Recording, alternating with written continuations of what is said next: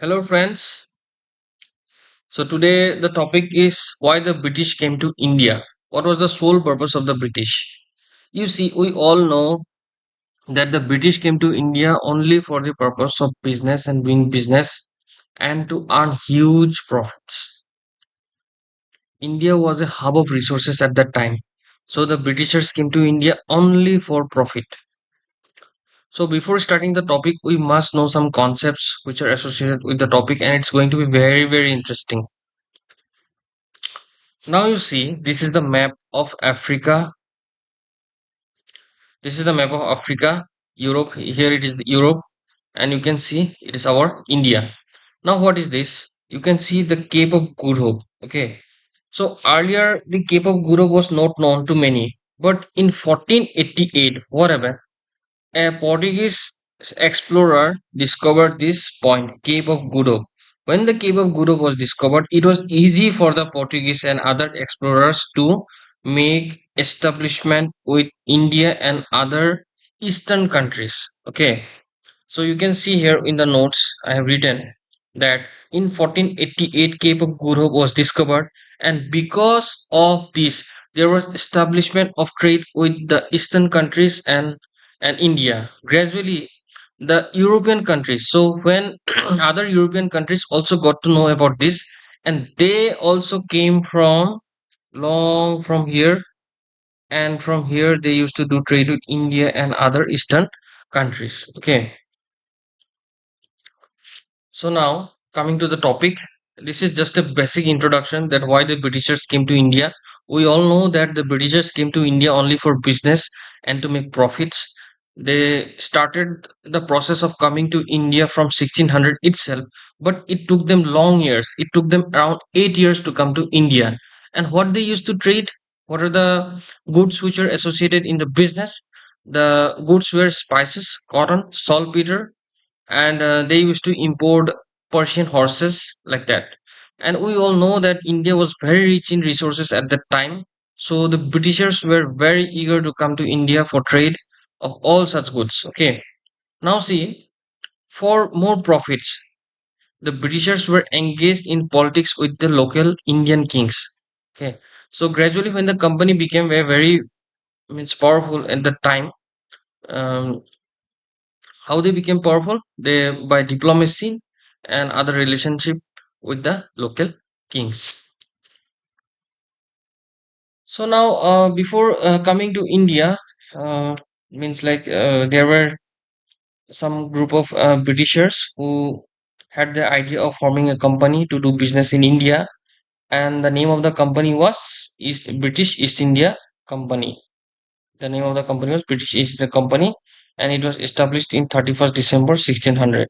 So these Britishers went to means the Queen Elizabeth at the time to take permission, and they also said that they will be going to India for business purposes and they will be making huge profit, and out of that profit lion share will be given to the Queen at the time. So the Queen accepted the proposal and she gave the permission, and as a result the company means like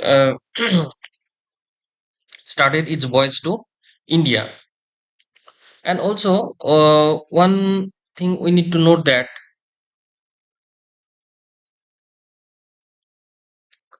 they this point is very important. They finally got the permission, and they also got 15 years monopoly to trade in any country in the east of Cape of Good Hope. What is east of Cape of Good Hope?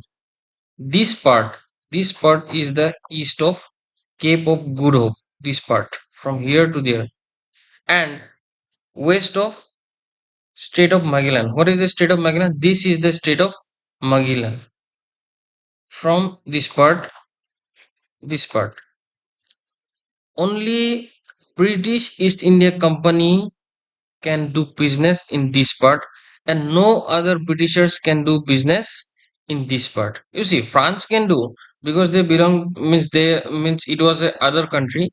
So France can do, Spain can do, Portuguese can do, but no other Britishers can do business in this part, in the east of Cape of Good Hope and in the west of Strait of Magellan. So huge territory was given to Britishers at that time, and the Queen and the authority was expecting lots of profit from the company. So when they got the permission, they started the voyage to India.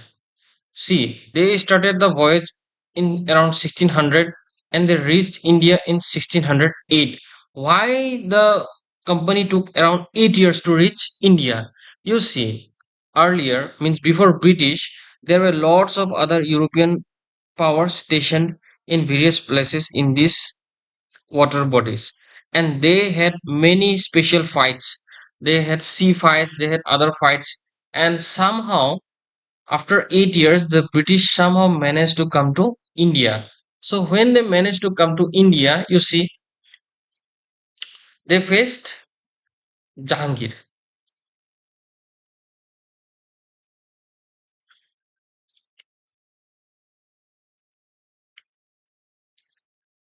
See, the challenges in the trade. The company was registered and finally set out for business at that time. So to enter India, it took them 8 years, that is from 1600 to 1608. It was because there were lots of fights between the British and the Portuguese and other European powers in the sea routes.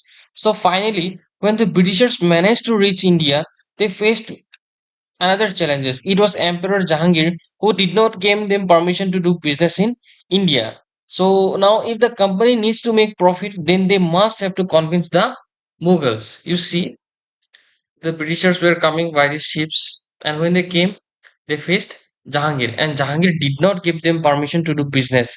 So what they did, they talked with King James at that time. You see, Queen Elizabeth was dead by that time, and now the emperor was James I. So when they went to the James I, then James I appointed a delegate, and the delegate was headed by Thomas Roe. And Thomas Roe came to the court of Jahangir in 1615, and he bribed Jahangir, gave many precious gifts and lavish goods of Europe area, and gradually Jahangir got habituated with the services and the goods of the European. Jahangir was very pleased with the services and the goods of the Europeans.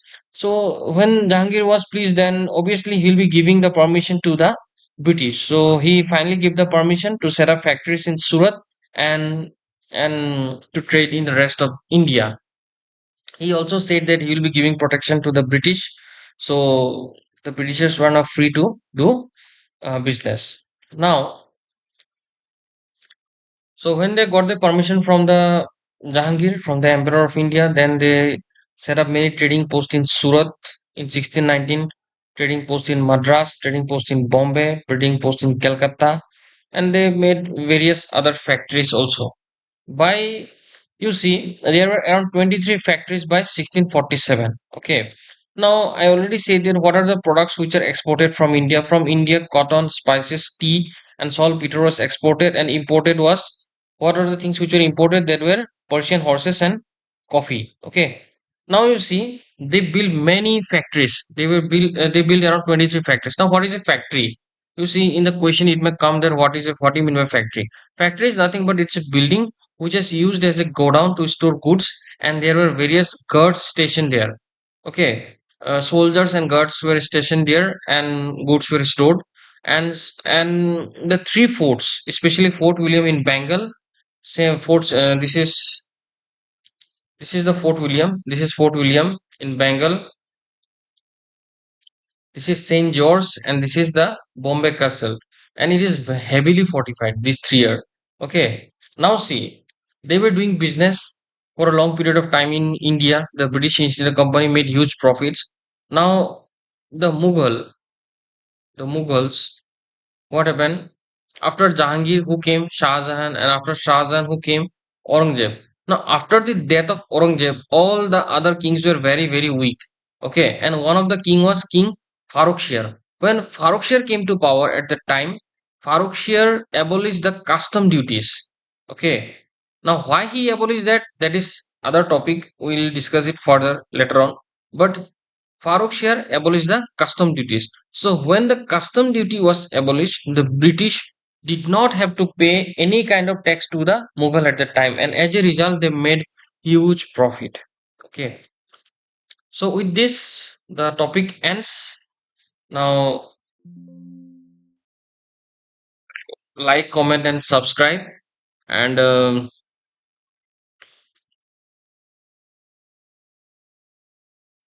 do some comments so that I can improve my video, or if any changes needs to be made in the video, please say it in the comment. Thank you.